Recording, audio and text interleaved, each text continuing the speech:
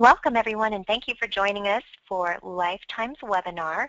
The topic for this evening is adoption funding, and we're coupling it with a Q&A on adoption funding. And we've got lots of great ideas for you this evening, hopefully some new ideas.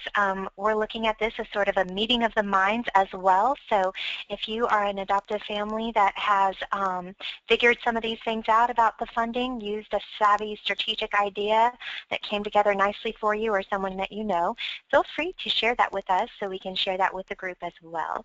My name is Kim King, and I'm one of the adoptive family coordinators here at Lifetime. Our hostess for this evening is Libby Murray here at Lifetime Adoption. Just going to run down a couple of ways to get in touch with us if you are new to getting to know us here at Lifetime. You can always email adopt@lifetimeadoption.com, unless, of course, you already have a coordinator that you're in touch with. Please feel free to email her with questions and updates directly. Our website is lifetimeadoption.com, and if you are a member of our program, then of course you have your private membership sites that you can go to. You can also follow us on Facebook. Join in the conversations online on facebook.com/open.adoption. And then the number to call in with questions is 1-800-923-6784. Thank you, Libby, for putting together our topic for this evening. Oh, well, I'm just glad to host this topic. You know, we're talking about questions related to funding and adoption, and typically we like to host just an open adoption Q&A, which is always popular and always includes at least one question or so about coming up with the funds to cover adoption costs or the different resources, grants, ideas, fundraisers, all kinds of information just about getting through the adoption fees, because Marty always likes to say the top two questions we hear, and it's usually when it's involving an adoptive couple. The woman usually asks, how long does it take? And the man usually says, how much will it cost? And so we know that those are the top two concerns that come down. And Kim and I also know just from our personal lives when people ask us, you know, what we do. They ask us about our work, and we talk to them about adoption.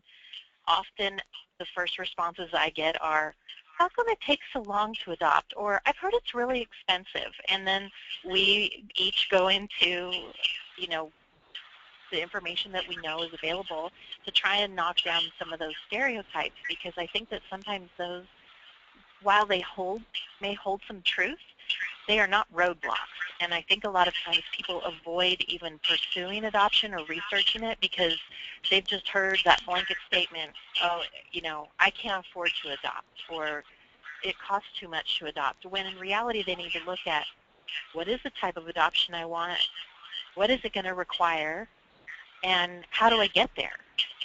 And I loved, last week we hosted an adoption story, and it was so well received. And part of what I loved about having these webinars sort of back to back, week to week, was Erin's story focused on waiting to adopt. And so even people at the front end of their adoption story, they're often thinking about, I've heard it can take a while. How am I going to get through that? How do I stay patient? How do I stay ready? And so Erin really spoke to that. But one of the things she popped in there was she said, you know, we almost put off adopting because we thought, you know, we're just an average couple. How are we going to afford to cover the fees involved to complete the adoption that we feel led to? And then she told the audience in such encouraging words, she just, don't let the cost of adoption stop you from starting an adoption path, because there's always a way. And she talked about the different ways that the things came through, the money came in various ways. And so that's what we really want to focus on tonight. And I encourage all of your questions, because believe it or not, we've heard it all. So please don't hold back. If there's a question that comes to mind or an experience you've had, we would love to talk about it tonight and try and give you a little direction. So Kim, I'm trying to bring up, we're trying out a new feature tonight on our webinar with handouts, so I was trying to load those, but one of the questions that we hear, Kim, and I just thought we could start off with this tonight, and maybe you could speak just a little bit to the truth of this. it's kind of a, I guess you would say maybe it's not a very politically correct question to just pose, but it's what people ask, and so I think it's better to address it. Yeah. Why does adoption cost so much? Yes. Well, any type of adoption one would pursue is going to have some sort of service involved along the way. For example, with foster adoption, people say, but I could adopt through the state for free. Why does it cost so much to adopt privately? Where's that coming from? You know, well, if it's free to adopt a foster child, why does it cost so much to adopt from someone who wants to place a baby with me? You know, well, where's that coming from? And oftentimes what people aren't looking at is that below the surface of even foster adoption, there are so many hands touching that adoption, guiding it along to where that child is even available to adopt. And all of their salaries and all those fees are paid for by the government. And I would venture to say that those even cost more than private adoptions if you were really to, itemize it and do billable hours, etc.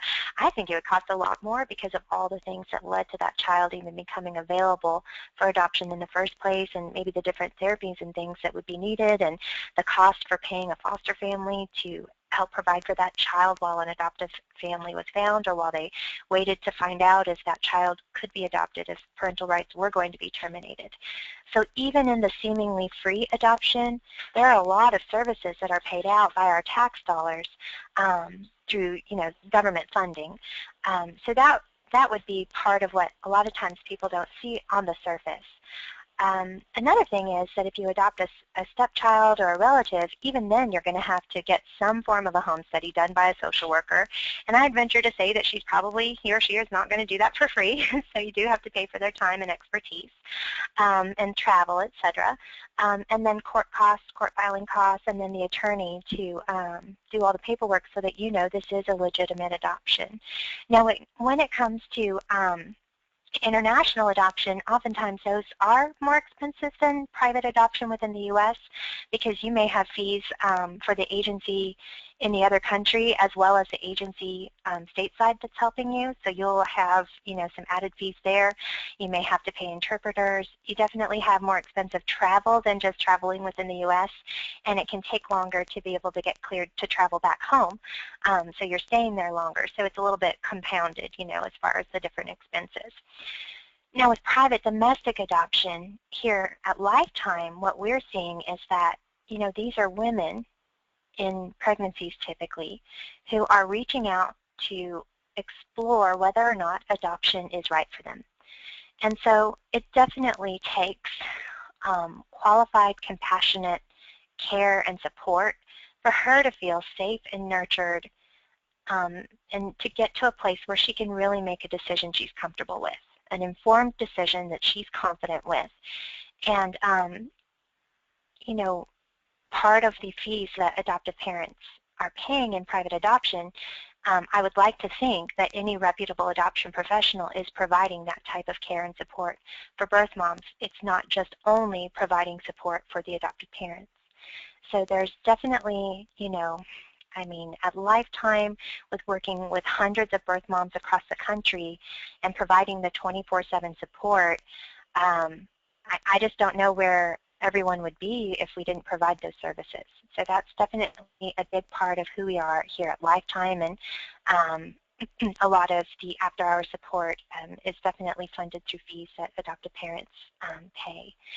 So, and we have literature and websites and things that are kept up to date. Those don't just run themselves. So there's a lot of behind the scenes, below the surface type of quiet work that is done that's not always apparent when you're just looking at the outcome, a baby in your arms. So I would say that's a big part of it. And a lot of times, it's hard to remember sometimes that it's not just about finding one woman. It's finding the right one that feels the right direction with your family. But I hate that we always compare it to dating, but for me, I feel like it's the most easy parallel to make because most of the people on the call have really dated. The only thing that comes close. Yeah. And when you're looking for the one, you don't expect to just, go to a church social and sit right down next to the one you end up marrying for 35, 40, 50 years. There's people you're talking to along the way. There's people that are helping you grow and prepare. And I love that Kim spoke so much in comparing the different types of adoption with, because to me what stood out was I'm picturing all the different types of support that just the birth parent side is getting in those types of adoptions. And that's really what's so valuable when you're considering an adoption program, is to look at, it's not just about the one birth mother, but how are they supporting these women who are thinking about adoption until they get to me, and then certainly after the one chooses to match with me. And what I love also to remember is that there are so many hands going into preparing the adoptive couple. Yes.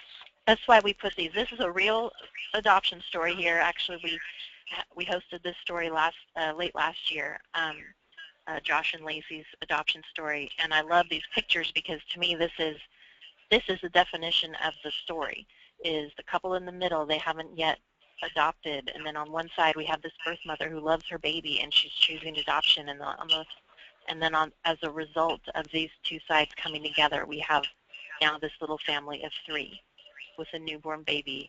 And there's so much that goes into that, like Kim said, but also that goes on while you're meeting that baby and then after. And so whenever you're considering the costs involved, I had another slide here. It was just showed some sort of other examples of parts of just this particular story that sort of model all the things that are involved.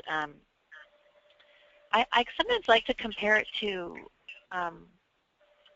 when you do give birth to a biological child, you're still working with the professionals to help you bring that baby home. And so for me, that's a good perspective to have, is you want to be reasonable and you want to hire people that know what they're doing and they're going to make the most of the process for you, so you're not spending excessively and having to do things over. But there's so many variables, attorneys, social workers, for instance, coordinators at Lifetime. We're all working with even the hospital staff just to communicate the adoption plan and allow the open adoption relationship to sort of unfold as the baby's being born and then after birth. Yes. And then making sure that there's ongoing support, especially for the birth parent side after the adoption takes place. But also, as the adoptive parents, you want to make sure that you're also hiring services that are still going to be available to answer questions. Because I know I've worked with some people that felt a little bit, with other programs that they've said, I felt a little bit like they said, here's a match, good luck, send us a picture if it works out, and then they just sort of feel like, where do we go from here?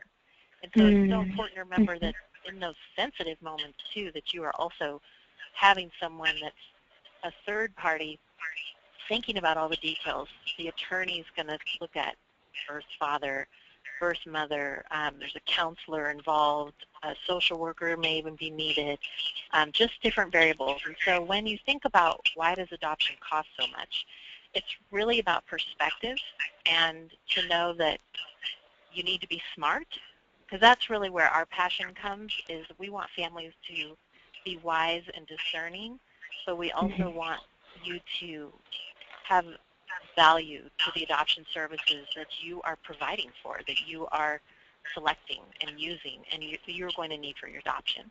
So just in case people are listening in. There's a comment here from one of our families, and it said something about just having that sense of security as an adoptive family, to know that the birth moms are being screened by Lifetime so that protects them from being taken advantage of.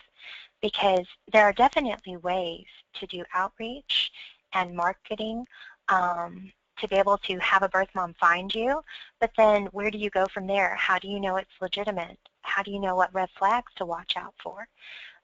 So working with a seasoned, experienced, dedicated adoption professional who has your best interest in mind, as well as is giving the benefit of the doubt to that birth mom and just taking it one step at a time and doing that screening and support, is very helpful to the security of your adoption, because there are ways that birth moms or supposed birth moms can just find you directly And if you don't have that third-party kind of eagle-eye view with experience, it's very easy to get taken advantage of through frauds and scams. And Lifetime can help protect our families from that. Exactly. And I love that they brought that up, because I think a lot of times we don't really speak to this very much, but this brings up another point, the idea of screening. These birth mothers are also trusting us to screen you as adoptive parents and to reassure her you are who you say you are. You're safe, stable people who would love on her child. It's not just about anybody who calls and get them matched up with a baby. We know how much adoptive parents are going through to get approved to adopt, and that is a huge reassurance to the birth moms, which always circles back to you and the safety and the smooth process of your specific adoption too. So don't underestimate the time and the resources and the money you're investing into just becoming ready to adopt either, because it is for the huge benefit of the adoption overall. And birth mothers really appreciate it and feel reassured that they're giving their baby something positive and not something risky. So I have, and again, we want to welcome questions tonight. So as we're talking about these things, feel free to chime in with things you've heard or questions that come to mind, because we want to just explore this with you tonight.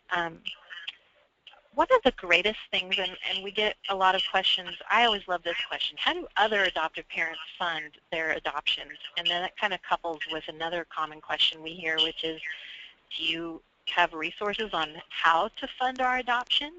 And kind of in there is sometimes people want to know more specifically what kind of fundraisers can we do, or what we hear a lot of times, what grants are available. And I would like to start off. Kim, you're so good at describing this, and I know we talked about this on a recent webinar, but it's a website you're pretty passionate about. I'm going to bring up this next graphic here. When it comes to adoption fundraisers, I put this at the top of the list, purecharity.com. And can you tell us what you know about purecharity.com? Yes. So basically, you can go to purecharity.com. That's P-U-R-E, charity.com for those listening in instead of watching on the webinar. purecharity.com.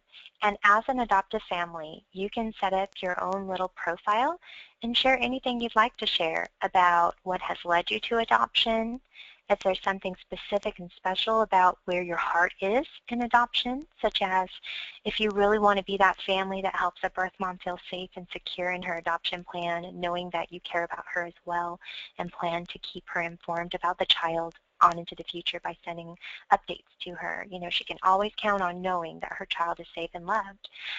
Or if you have a heart for interracial adoption or whatever it may be, you can share about that and just basically give people the opportunity to contribute to your adoption. There's a term called crowdfunding, and basically that's where people can do fundraisers online for any variety of things: a new business, a new product they're trying to develop, a missions trip, a family that's in need, that had a catastrophic accident or something like that, and now the other spouse needs to get some extra financial help. And people, people have a heart for adoption, and many times they will contribute, especially if you make it easy for them by setting up an online program like this. So basically, they can just go to purecharity.com, see your profile there, and then contribute just through the internet with their card, just as easy as online shopping. They can make a contribution, and then it'll show what the amount is that you're at. And then basically what you would, well, backtracking a little bit, when you set up your profile, you can choose a partner. You need to choose a nonprofit organization as your partner. You are welcome to choose Lifetime Foundation. Whether or not you're one of our families, you can choose Lifetime Foundation, and then just contact us when you need those funds to be released and sent to wherever they're needed. So you can use those funds for, we can send them to your home study provider. If it's for Lifetime's program, of course, we can just process it that way. So basically what we do is you just notify us that you're ready to have those funds released. we have to contact Pure Charity and make that request. Then they send a check. It takes about a week, and once it's processed, then we'll have those funds to be able to contribute to wherever you had said that they are needed. So go on to purecharity.com when you have a chance and read up on that and set up a little profile. As Libby is showing here on the screen, there is a video, but you can put a video on your profile page too, which is a great idea. Where you can talk directly to your contributors and you can add updates, you can add photos. I've seen some really cool things. So you can really get creative with it or just keep it simple. And then I think, Libby, you'll have some input on this, using social media to get the word out about your Pure Charity profile. Mm-hmm. Let's see, there were a couple questions about this. Will they hold the funds until they are needed? What happens if we go with a different agency? Yep, it's fine. Just if you're not working with Lifetime, say you're already with someone and you're here because you want to know about funding. You're here tonight because you want to know about funding and you're not with Lifetime and have no intentions of working with Lifetime. You can still use Lifetime Foundation as your partner. We are happy and willing to assist with that, and we don't receive any funds from it, period. I love this. We just got from one of Lifetime's currently waiting families. And again, I want to encourage all of you, even if you're already engaged in an adoption process, if you're already actively waiting, I am ready, maybe you've paid the initial fees to get started with a program, you've paid your adoption home study, maybe at this point it's just a matter of maintaining what's left of the adoption budget so that when your match comes, you're ready. We always encourage people, keep building that if you can. So some of these ideas you might think, well, maybe this doesn't apply to me because we've already started or we've already paid fees, but you can go in here and there may be unexpected costs. Sometimes legal costs add up a little bit more than you anticipate. So explore this and how it works. And if you're a Lifetime family, you can always get more information from us too on how other families may have continued to build their budget. But we had a great comment here that just said, if I can give new adoptive parents any advice, it would be to fundraise. I wish we would have done it with our first adoption. We've raised over $5,000 so far and haven't had to borrow any money as of yet. So you mentioned crowdfunding, Kim. There was one website that was recommended on our Facebook. We had a post this week about what fundraisers have worked for people. And this website, You Caring, yes. Crowdfunding is sort of a buzzword right now. If you're not familiar with it, it's kind of, you've probably seen it for people that have cancer and they're raising money for treatments, or maybe there was a premature baby and people are trying to cover medical costs, or anything. There's so many different things. Families in need, this family lost their house in a fire and they're in need of things for their 3 children under 5, so different reasons people are trying to raise money, and they're using the internet as a proactive, easy resource because it can reach more people than a home that only fits maybe 25 people, so it helps you think bigger and it helps you spread the word. And again tonight, I hope that the message comes across loud and clear that it's also about combining your efforts. You don't have to just look to one method and think, well, that's great. How did $5,000 cover all your adoption expenses? The $5,000 may not have covered everything, but it definitely is a huge chunk, and it's continuing to grow. So don't be discouraged when you think, well, I tried that and I only got this. Combine efforts. Combine resources. Libby, I contributed recently, and I just want to share this because some people might think, well, I don't want to ask people for help, And for me, I feel blessed when I have the opportunity to contribute to somebody. And what got me to contribute in this specific instance was that a friend on Facebook, a friend from high school on Facebook, posted their crowdfunding link. This family, the husband had fallen in a recreational activity, and he had, a ton of injuries, and so this other person was trying to help them raise funds for the medical and the loss of time at work and all that kind of stuff. And it's a young family with children. So anyway, what got me was that my friend from high school said, hey, everybody, this is someone we went to high school with. If you can contribute in any way, please do. And I was like, what? It's someone that I went to high school with. And even though I didn't remember them specifically, I was still like, well, certainly I'm contributing. I mean, I have a personal connection. We went to high school together. We were from the same neighborhood. Like I'm definitely going to support my people, so to speak. So if there's a personal connection that people can share, like, hey, this is someone from our congregation.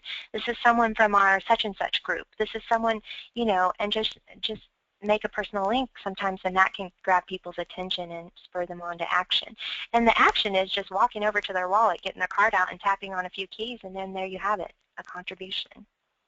Right. I remember a friend of mine, and this comes down to one of the tips we wanted to talk about later was just sometimes you just need to ask for and accept help. We live in a world that we sort of put the pressure on ourselves to do everything on our own, but huge dreams often take more effort than we can do on our own. And I had a friend once. She said, when you turn down help from someone, you're taking away the blessing that could be on them for helping. So they're not only blessing you through their help, but they're going to feel blessed, be blessed, whatever comes to play because you allowed them to help. So it may feel humbling to tell people, yeah, we really want to adopt. I'm not sure how we're going to get there. But you'll find the more people relate to that, you will probably hear stories and ideas that you never would have heard of otherwise if you hadn't have told people that you were in this place, you had this dream and desire to adopt. So just always remember it's okay to talk about it. I brought up this slide and I wanted to kind of quickly go through some of these, but we have a couple great questions. I really wanted to touch on these because I think these would relate to a lot of people.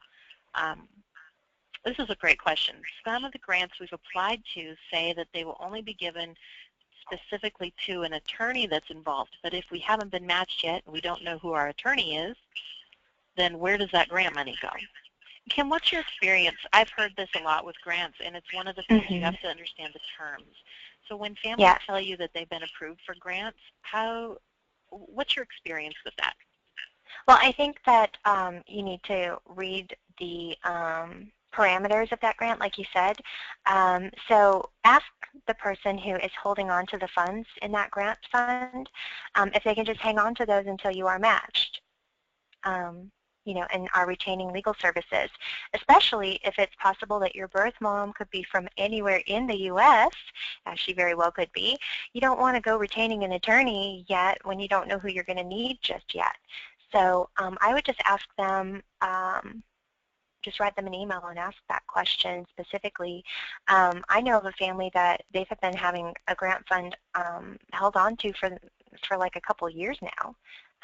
They're not obviously in our program, but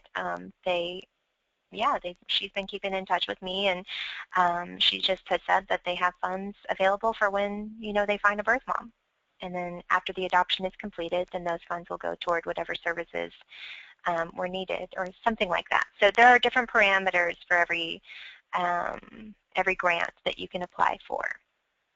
And you may have some in your local community too, and we'll talk about grants and loans, those ideas here in just a moment. But you brought to mind a story we did earlier this year. Ryan and Laura shared their adoption story, and their adoption went so quick that they didn't even know they'd been approved for a grant. And so when they came back home with their baby, they found out that their local bank, it was a small community bank, had approved them for this grant that they award one adoptive family a year, and it definitely helped because they ended up staying out of state much longer than average, much longer than expected, and so it helped to reimburse them. But sometimes grant monies may want to go specifically to the fee or the professional. Other times it may just be allotted to you to use toward the adoption. Maybe later you need to show this is how we applied it or something like that. But check with your church, check with your friends, just start asking around, because there may be things that just aren't widely known on the internet that apply to just where you live. And as Marty just said a few days ago, just last week, she said make sure that families know to check with employer reimbursements, employer adoption benefits. I mean, I've seen them anywhere from 1 to 5,000, and in one case, a 10,000, as well as I think Wendy's is like 12,000. Well, they have a heart for adoption, obviously, with the Wendy's Wonderful Kids and everything, the Dave Thomas Foundation. So they have some adoption rates there. But you never know unless you ask, and then just try and get your hands on the paperwork to read the parameters of how that will all work. Libby, beforehand you had a slide up that said yard sale, and I just want people to know that when you're having a yard sale fundraiser for adoption, how those are usually more successful is if you get people to contribute larger items or more valuable items that you can put all together in one sale. There's a family a couple years back that they were they had a goal of a certain amount to save each month. I think it was around like $1,500 or $2,000 each month, and they were able to hit their savings goal each and every month by doing these kind of community contributions to their yard sale that they would have each month. Every month, without fail, they hit their goal.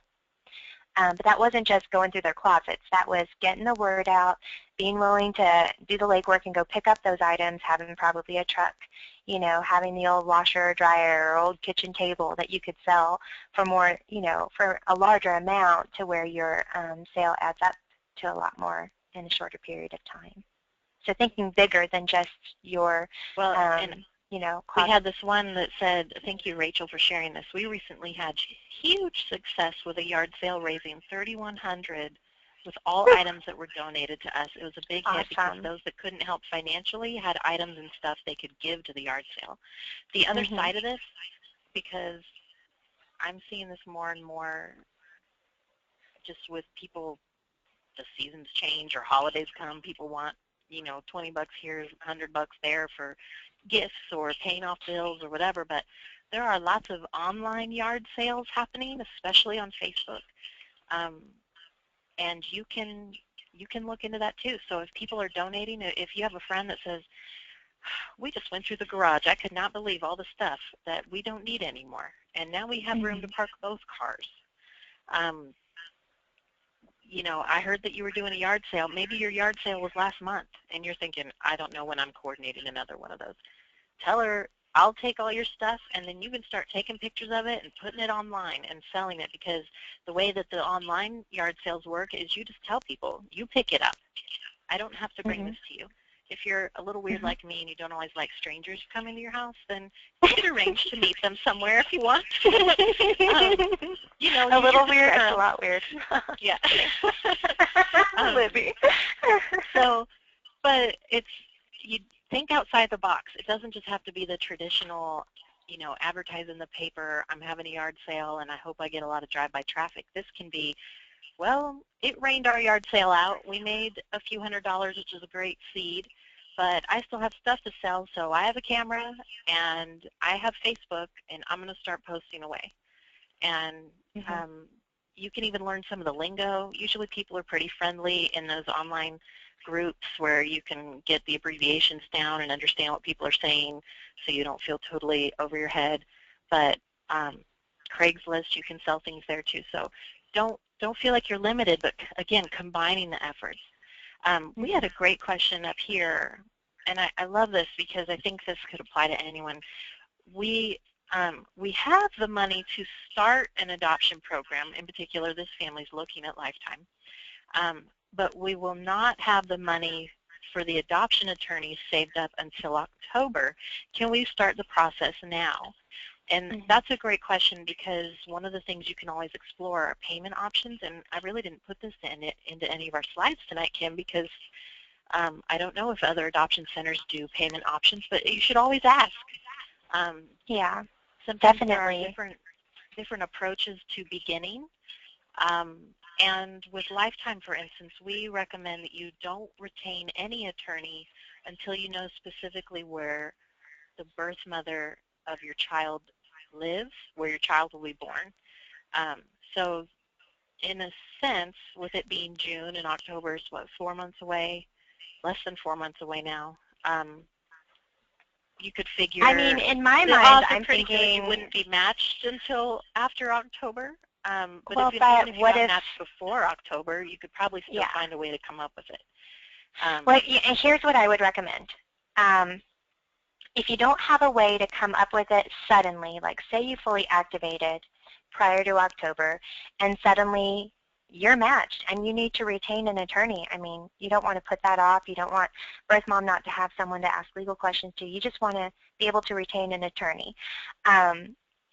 If you have a backup plan that maybe won't be as desirable as waiting until October to save up for it and whatnot, if you have the backup plan, I say still go ahead with it and get those seeds planted and the possibility of having a match by then. However, if you don't have a backup plan to be able to pay for the legal services and perhaps travel prior to October, then the best bet is to do the two-part payment plan, because then you're not just holding off. You're able to make progress, work on your home study, do your profile, do your website, you know, find out how that could work for you specifically. I didn't see your name here. I don't know which person is.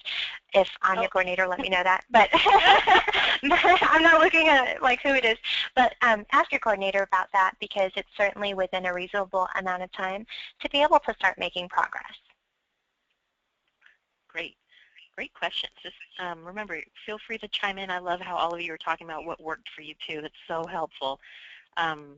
We even had one here, and I haven't explored this, but if anyone wants to go and research it and let us know what they find out, we had a tip here, something about Chick-fil-A does adoption funding, but I don't know what that means. If maybe they do employer benefits for their employees, or it might be like, you know how schools have fundraisers at different restaurants, and you put out flyers, and if a customer brings up the flyer for your fundraiser, then a percentage of their sale goes towards your adoption fund for that night. It could be something like that. That makes sense. So there's another little tip that may be looked over. So before we move on just to talk more about grants and loans, I wanted to just kind of buzz through these because they were based off of some feedback we got recently with posts asking about fundraising ideas. One family posted that they actually coordinated a marathon, and I thought that is genius, because marathons are so hot right now. Yes. And especially if that's in your wheelhouse, if you love to run and you have friends that love to run, then you can spread word of mouth, but also get the community involved, and people will just show up because they want to run a marathon, but the money is also going towards your adoption. And then I wish I had dug up the photo. There was a family at my church. I put T-shirts on here, which the marathon family used T-shirts also, and they said it was so cool at the marathon everyone had on the T-shirt, the fundraising T-shirt. That's awesome. See it all together, so they felt just humbled by the support. But there's a family at my church who they were approached. They found a birth mother, sort of friend of a friend of a friend kind of thing, and this woman wanted them to adopt, and they were not planning to adopt, but they couldn't say no to her. They felt compelled to move forward. They felt led to be there for her in this way. So in a flash, they had to come up with legal fees, home study fees, whatever else was needed to complete this adoption. And they were creative people, and they made the cutest T-shirt that had like these little arrows that went one way that represented their 3 biological children, and they had one son already and 2 girls, so they had a blue arrow and 2 pink arrows pointed one direction, and then they had an arrow at the bottom that had the word chosen written underneath it, and it was a blue one because this baby coming was a blue, and it said chosen, and it was going the other direction just to sort of highlight that arrow is coming to them differently. And on the, I don't remember if on the back if it said something like support adoption, but it really created a buzz. People were wearing this around church, and there's like, that T-shirt is cute. I mean, even if adoption isn't something you want to scream from a billboard, it still is a cute T-shirt, and people were asking about it. And so then not only were people buying the T-shirt and contributing towards the fundraiser, but people were also just saying, I didn't know you were adopting. I'd love to help in this way with money or time or prayer. And it just created the buzz, and it circled around. It was amazing. So think about, it's so easy these days. You can go online, research cheap t-shirt printing services, and find out how that could work for you if that's something that you feel like you could get behind. Puzzle fundraisers, I put down auctions or puzzle fundraisers. I've been hearing more about these lately. I'm not sure how successful they are, but I would imagine especially your inner circle would probably love this. But people are buying puzzles, or they're creating like garden walls or something like that, where everyone sort of, kind of like they do for nonprofits, especially like memorial nonprofits. So essentially with this puzzle, everyone buys a piece and they put their name on it. And so maybe one puzzle piece is $10. And so your family essentially creates this puzzle, and people are buying a piece for $10 that's really just fundraiser money. And then you have this amazing puzzle that's full of everyone's support. So it's very symbolic, but it's also giving someone sort of a reason to give you money, like, oh, yeah, I want to buy a puzzle piece, instead of just saying, yeah, here's $10. They're feeling like we're part of it. Oh, here's a family that actually used the puzzle. We have someone with $2,000 so far with our puzzle. Woo! That was a big puzzle. Yeah. And then, you could then put it between, plexiglass or something and show it to the child later. And that when you turn it around, here are all the people that supported your adoption, wanted us to be, successful in adding you to our family. Yes. Spaghetti so they don't keep the puzzle piece. They're just honorarily keeping the puzzle piece. That's the way I understand it. Yeah. And then auctions, sometimes your community, or maybe even business owners that you know personally, or even if you want to invest, if you want to buy an iPad and sell tickets to auction, to raffle it off, or if you want to have an auction where people are donating items and people are bidding on them and it all goes towards your adoption. These are different ideas that you can do. Not everyone is inclined to do this. So you have to find something that you will follow through with and that you will work on, so you don't feel like you're pouring tons of time and resources into investing in it, only not to have it turn out for you because you didn't really pump it up and spread the word and get the support behind it. So you got to assess your own, but ask people for help too, because even if you're not inclined to host a spaghetti feed, you probably know at least 2 other people that would say, oh my gosh, I would love to do that. Let me do that for you. Or there was, at one of the local churches, a taco night, I think, like a Mexican feed. Fun. Like Mexican food? Yeah, so that sounded pretty cool. I put down home sales parties. I didn't know how else to describe this, but a lot of people talk about, I remember a family that sold really high-end sheets. Then of course there's the various Mary Kay, Scentsy, different kinds of home business jobs. Yeah, the jewelry companies. Oh, let me go back. There was this one family did, it was in the post. Hang on just a second. And I think also, one thing about fundraisers is to make sure that both spouses are on board. If you're a married couple, really be on the same page. I don't know about you guys, but I definitely make sure to check and double check that my husband is on board with something, especially if at first he was a little reserved about it, but now he's saying yes, he is on board, because I don't want to be the only one in it. I want it to be us together.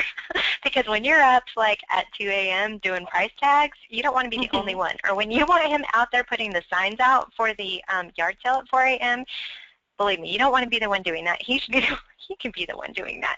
So you definitely need to make sure that both spouses are in support and both ready to take a step like this to where you're making it publicly known. And it's okay, and just pray about it, and just be on the same page when you're going to dive into something like this. I found there's one, I don't know what Tastefully Simple is, but they talked about all they needed was 20 friends or family that would be willing to host a party. So if you are inclined to do some of these home sale ideas, that is one direction you could look at. And then, of course, monetary donations. One of my favorite, it just brings me chills when I think about it. Again, going back to Ryan and Laura's story, that you can go to adoptionteleconference.com and watch their adoption story.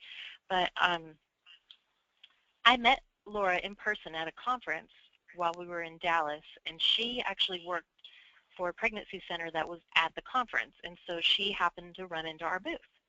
And as one of Lifetime's adoptive parents, of course, she was so excited to run into our booth and also be there supporting her own team that serves her pregnant community at home. And while we were there for the I don't know, 3 or 4 days, I think it was only 3 days, so it makes it even more amazing. The first day, she got a text from her husband saying, we just got a check for $1,000. And then by the end of the week, they've gotten like $500 more or something, just because people wanted to donate money. And she would come up to our booth and say, Libby, somebody else just donated because they wanted to. It wasn't even to get anything. Like, it wasn't a trade-off for a T-shirt or anything. They just wanted to contribute money. And in their story, they also talk about how when they traveled, you know, her brother, now if you don't have a brother like this, don't beat him up for it, but her brother, they had a last-minute adoption opportunity, and her brother said, I'll cover your flights, like, just go book. And then someone drove them out of town to the nearest airport that would leave the soonest. So it wasn't even the closest airport, it was just the nearest one that had the soonest flight. And, smart. Exactly. And so people just wanted to help. So if you get that, just say thank you. Don't, you know, brush off that American tendency to feel like you've got to earn it or pay it back somehow, and just give a gracious thank you. Just be overwhelmed with gratitude by how it's all going to come together. I'm going to go to the next slide so that you can talk a little bit more about these, because we had Catherine, who's doing the puzzle fundraiser, sent me a picture, and I want to go look for it in my email so we could show everyone. So, you know, we talked a little bit, you touched on employer benefits for adoption, and we talked about grants. Kim, I would love for you to talk about Lightstream loans. Okay. And I can talk about a few of these while you're hunting through your email. Okay. So we actually have a flyer for Lightstream, and if you don't already have access to that flyer, send me an email, kim@lifetimeadoption.com, and I will send you their flyer. If you use the link in the flyer that they've provided, and if you are approved for a loan through them, then the Lifetime Foundation gets, I think it's like a $50 donation to the Lifetime Foundation, which helps with grants and special needs for birth moms, food and clothing that we provide for birth moms, as well as educational scholarships. So it's definitely a cool thing if you can use that link from the flyer. If you would like to, just email me, kim@lifetimeadoption.com, and I will email that to you by the end of tomorrow. And with Lightstream, let's test too, Kim. You, I uploaded the brochure to the handout. So if you're online tonight and you got that, do any of you attending online, this is the first time we've ever used this, did you get 2 handouts tonight on our webinar? They're PDFs. Would it be like on their webinar screen or in their email? Oh wow. Wes says yes, and then it works. Yes, I downloaded them. So woo, it works. Awesome. It's a brand new feature. Okay, so then if you're on the team and you didn't get that, you can still get it from Kim. Don't feel like you do it the old-fashioned way via email. But anyway, what I was going to say about Lightstream is that they do adoption loans. You know, adoption loans, it's not the same as getting a home loan or getting a car loan or a business loan. You know, it's something very special that, you know, it's a very unique assessment. Not every bank does those kinds of loans. Different banks do different kinds of loans. I know where my husband works, they don't do car loans. For some reason, they just don't do car loans. But they are one of the banks that does a certain type of real estate loan. But anyway, so if your bank or credit union doesn't have the type of product that you need for your adoption, maybe go to a place like Lightstream. America's Christian Credit Union is another one. I don't have a flyer for them, but I do have a pin. And it is americaschristiancu.com. And if you want to write down their number, it's 1-800-343-6328. 1-800-343-6328. If you missed that, just email me, kim@lifetimeadoption.com, or just email your coordinator and say, hey, Kim mentioned something about a credit union on the webinar, and can she email that to me? then I will. So yeah, definitely those are two places that many of our families have been using over the years, so it doesn't hurt to contact them and ask questions. Speaking of the 401k, of course there are going to be different parameters for from different employers. You know, if you work for the government, maybe it's not as likely that you can get these. Many years ago, there was an adoptive father who was super savvy, and this is the first time I'd ever heard of doing this, but what he did was he went on to wherever his retirement fund was through, he went onto their website, and they had some sort of a calculator that he could use to plug in his figures to figure out, okay, if I want this to be the smallest amount monthly payment possible over the longest period of time, you know, how could that work? And so that's what he ended up doing. He calculated it so it would be the smallest monthly payment over the longest period of time, because he was at an age bracket where he definitely paid that before reaching retirement age, and the monthly payments wouldn't really affect their day-to-day. I mean, if we could just cut out our Target runs, you know, filling up that red cart, we could probably do something like this, but to make those payments. But so that's what they did, and I just thought that was so smart. And a lot of times when you're paying it back with interest, you're paying yourself back. You're not even like losing anything. You're paying your own self back with interest. So that's kind of neat. Marty is big on making sure that every family knows that, hey, if you're going to be making a payment for some sort of a fee in your adoption, try and do it through a credit card or something like that that gives you points that you can use later for travel or gives you cash back or something. Because I don't know about you guys, but there aren't very many occasions I would have to spend this amount in one lump sum on a card. So definitely this is the time to take advantage of a card that does provide things like that. I don't know what things are looking like right now, but I think it was earlier this year or last year, Capital One, Venture, Visa, I'm not sure, something about there's a venture card, and they had like one of the highest rated like benefits for using their card. So looking into things like that, or asking a friend or family member who is especially savvy in this area, if you're not too familiar with cards. And like Libby was saying early in our webinar, be wise about this. You know, have discernment. If you're not sure what the terms mean, ask someone that you trust their judgment, you know, so that you can get a clear understanding of what you're getting into.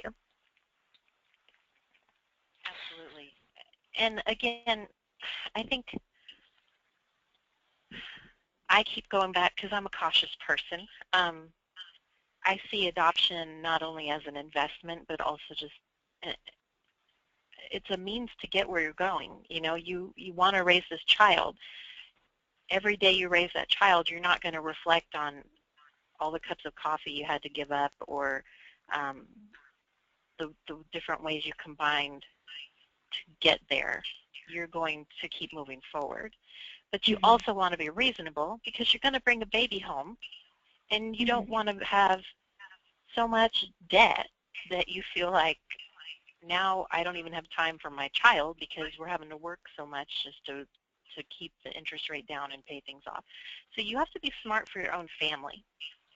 And that's why we keep emphasizing the importance of combining efforts and fundraising. Yes. Don't underestimate the help that's out there.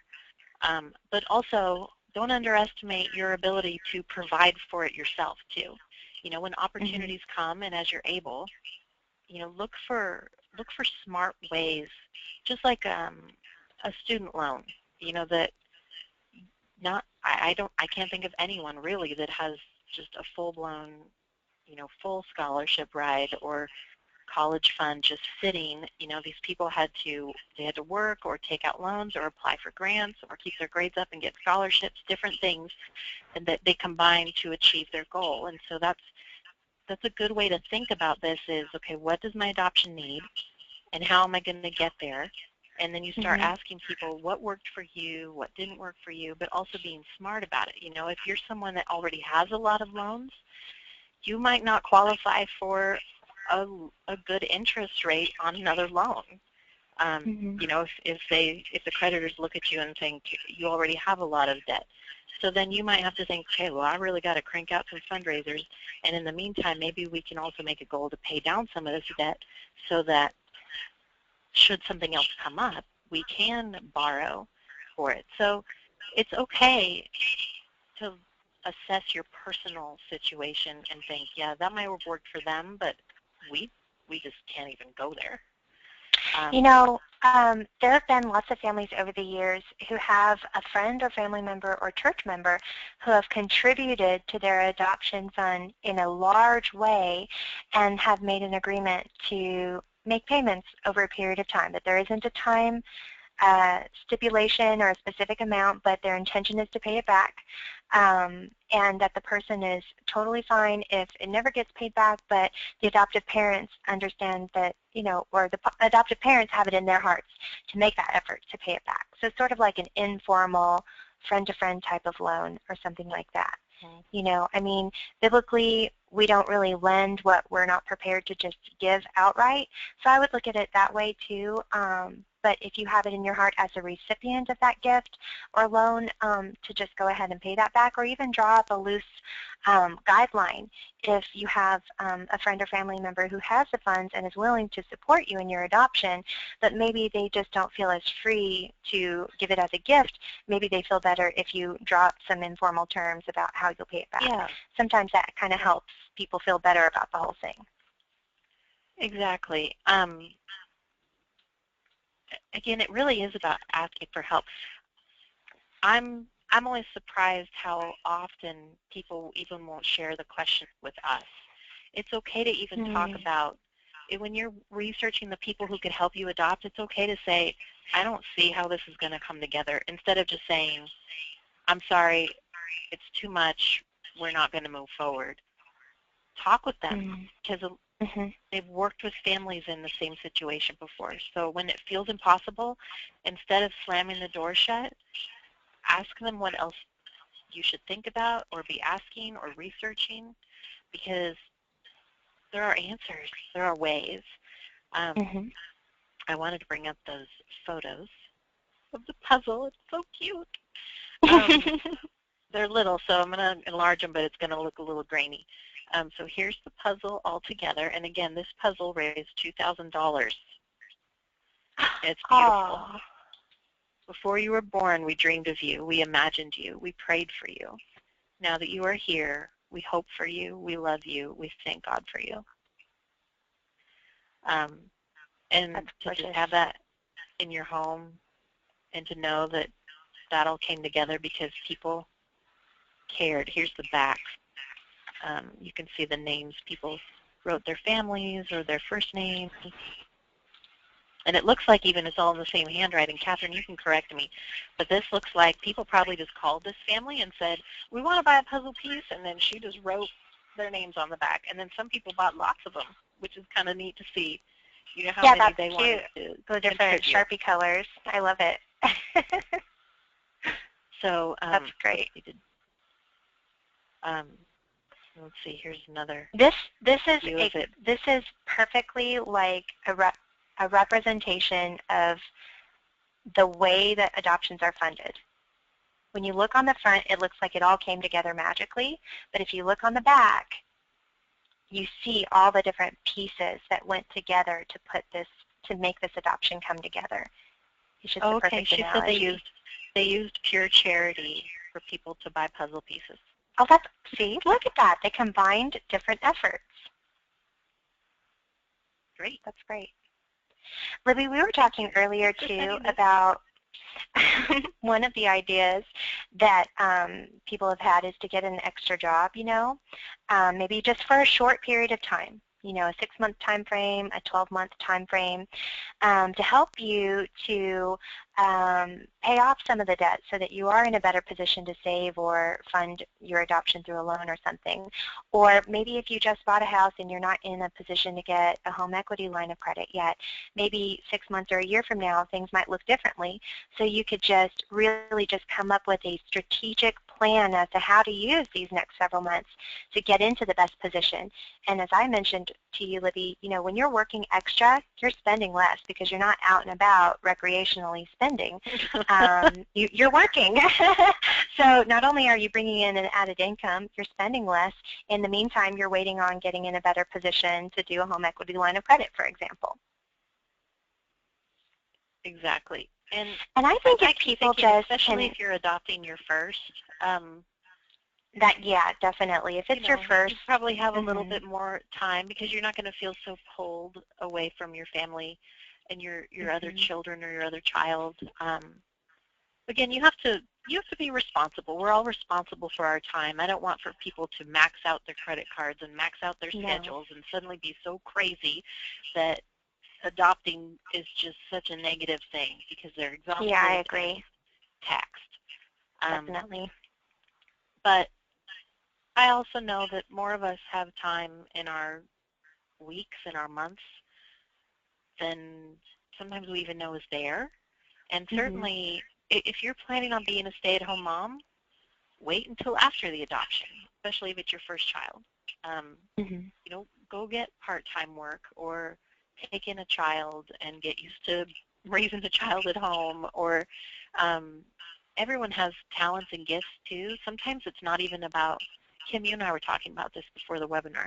Sometimes it's not even about this huge time commitment of a day-to-day or every Saturday I work my second job. Sometimes it's just an opportunity to do side work that comes maybe once a month or every other month. It may be something that you're just doing that's not necessarily interrupting the whole routine, but maybe it's taking away one Saturday a month.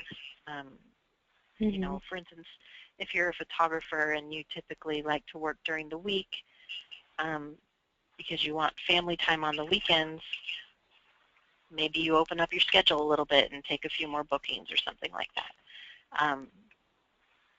That's just one example. So again, I hope that it's not coming across like we're saying, oh, you should. It's just more, this is really what has worked for other people, and it was temporary.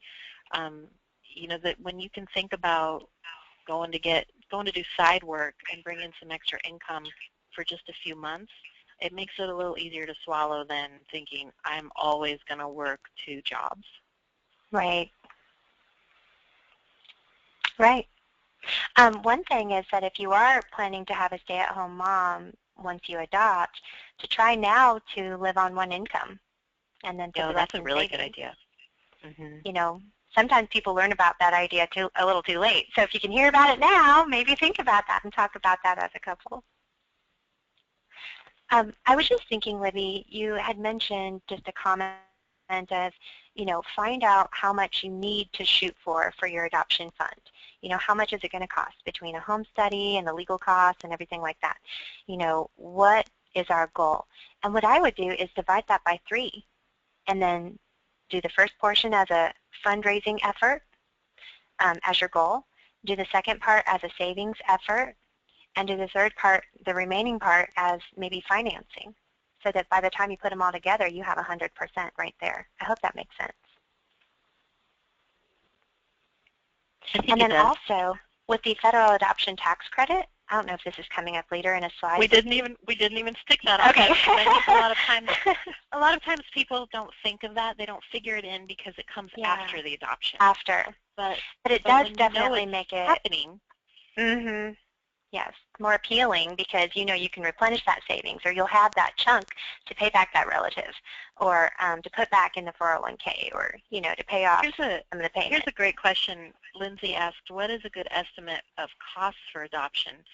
And this kind of comes down to, we had made some tips to adopt, and I know we're kind of running over here, so it really comes down to the type of adoption you want and the services you want provided in that adoption. So remember to think about the kind of services you would want to support your child's birth mom through the process, but also the type of services that support any woman considering adoption before she even gets to you, because the chances are higher that she's less likely to change her mind if she feels supported and educated and as if she has the freedom and it's her decision to choose you, rather than feeling like later she's looking back in those heat of the moments in the hospital after giving birth and thinking, who are these people? I just felt so rushed towards the process. I don't even know what's happening. And she's just going to clam up and probably put a wall up. So you want to look at how how's she going to find me? That's another good question to ask is, how is she going to find me? Is it just through word of mouth in my local city? Or does this program offer my website to be on multiple websites? Are they good at getting websites found on Google? You know, that, I mean, it sounds so simple, but not every company is good at putting their website out there to be just found in normal searches. And looking at where you live, too, sometimes plays into it. There are some states that are a little bit more expensive when it comes to home study and legal fees. So sometimes it's a very personal assessment, but you also want to make sure that you're, like we talked about in the beginning, that you're using discernment, wisdom, you're evaluating, does my adoption need this? A few of the, I don't have a graphic for this, Kim, but you know, a few of the mistakes that adoptive parents have made that have ended up costing them more than was needed in their adoption, or put them at risk in paying for fees or funds in this way. You know, putting money towards services that your adoption doesn't need, or that you don't yet know if your adoption will need. A good example of that is like when we work with families who say, I know you said to wait on paying for an attorney, but we retained one anyways. And then they end up getting matched, and they don't even need the attorney they retained, because what they need is someone in birth mother's state who's going to do it all, and that's the best possible way to complete the adoption. Then they have however many thousands of dollars just gone to this attorney who never served their adoption. Or another example is, I mean, it's always a good rule of thumb, whether you're working with a program or doing this on your own, not to pay funds directly to a birth mother if she has medical bills. You know, pay the bills through an attorney.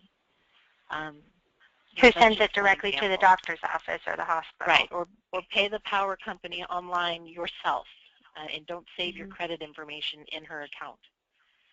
Right. Not to say that she would take advantage of that, but it's smart, it's wise. You're getting to know her. And, you know, make sure that you're also, Kim, you and I, we hear a lot from families who maybe got calls from an adoption center or an adoption professional or even a consultant, or just even just a friend of a friend or something like that, and they end up paying fees for a specific adoption opportunity, sort of like, we have this one birth mother, she's due August 1st, so 4 weeks from now, and we need to get her matched. Be presented to her. It's going to cost this much, so pay us today, and we'll present you to her. That's not fair to you as adoptive parents, because you also don't know how many other people they are saying that to. And you want to pay fees to an adoption program that is not just about, I mean, it's about one match, you're completing one adoption, but it's not just about one birth mother. About a specific birth mom who may or may not choose adoption or you. Right. So that's another good tip to just watch and be smart about. You know, avoid last minute fees. Rushed. You know, when it comes to rushed fees. If they're putting a lot of pressure on you, letting your home study lapse or something like that, keep your stuff updated. But I think the number one thing is really to assess your personal situation and your own priorities. I talk to so many people who, you know, we all have different goals. Not one of us at any one time in our adult lives do we ever just have one goal on our plate. But you also have to prioritize your goals. And so if adoption is up there in the top 3, think about what it's going to take to get it to number 1, and then treat it like number 1. And, you know, the summer house or the boat, you know, that goes on the lake in the summer, and you're going to tow all the nieces and nephews around in the tube and all that, maybe that comes a couple years from now after you have adopted. Or if you always wanted to travel, it's not to say you need to put your life on hold. Maybe there is something you want to get out of the way before you have another young child in your life. And it's okay if you think, we will adopt after this goal. But look at and be reasonable with how you're investing in your life goals. I hate to put it this way, but one of the other questions we get asked almost every single webinar is, what is too old to adopt? And while we're usually able to reassure people that they are not too old to adopt, there are some people who are too old to adopt.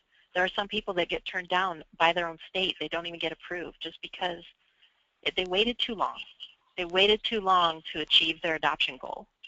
So I don't want for people to miss out on something that they feel so much yearning in their heart to reach. I want them to celebrate their adoption goal. I want them to have success. I want them to have a smooth process. So when you can look at your own family's goals and be honest with yourself, then you can also communicate to the people that you want to help you or that you're researching or asking questions of, because then they can also help you with direction too. One of the things that always comes to mind, Kim, is you and I get a lot of times families that don't really communicate their financial situation, or after they become matched, we've even had adoptive parents that said, the money's not there, we just can't even move forward anymore. So now they're also letting down a birth mom in addition to their own hearts. Yeah. And they weren't That's what I was honest with us thinking in the of first place. When we had that question earlier about October. Like, I mean, sure, we may have an average match time, but it's an average. Some adoptions happen faster, some adoptions take longer. What if you're a faster one? You don't want to have to say no to a birth mom because the funds aren't there. So if you do have that backup plan, then go for it. If you're not sure, payment plan. There's always a way. Exactly. And that's what I hope that maybe could come out tonight. It's just, there is a way. I would say a majority of people who feel like adoption is hard, that it's out of reach for now, they just need to keep looking and keep talking and keep asking questions, because the majority of adoptive parents don't walk up to adoption with all of the fees in pocket ready. It took a little bit of planning, and it didn't always take 5 or 10 years of planning. Sometimes it took 6 months or a year, sometimes less. Sometimes they were strategic and thought, no, we're going to take these next 2 years and really do this and then start. It's going to be personal to you, but make it something within reach, and don't give up on your dream. We see time and time again in adoption stories, every single adoption story, I just feel like it gets harder and harder to deny that there truly is a child for you.